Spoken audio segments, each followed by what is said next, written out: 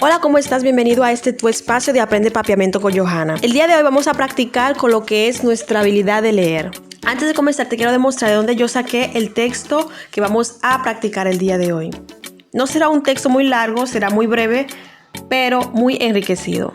Este texto fue sacado realmente de Mosaico número 2.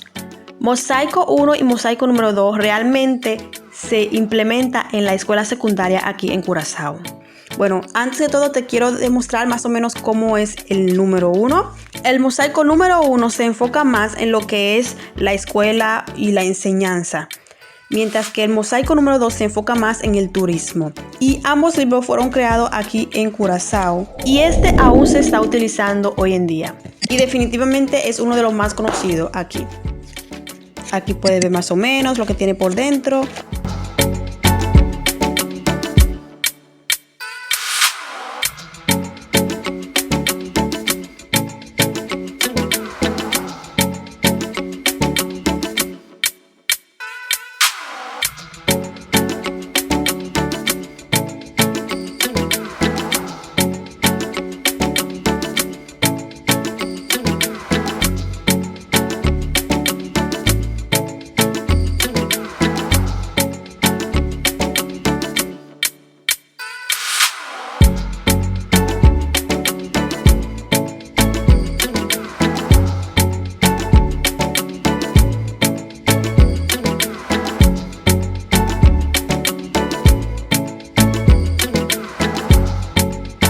Bueno, como el mosaico número 2 se enfoca más en el turismo y aquí hay personas que me ven de diferentes países, pues decidí robarme un pedazo de texto de este número 2.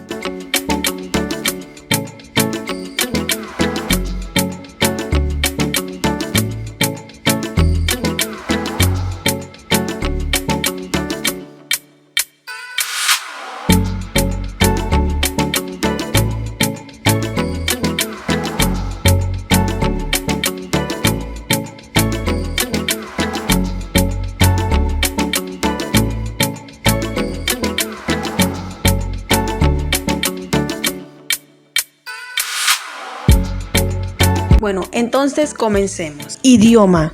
Día bo a nace, bo no pora papia ni comprender ni un idioma.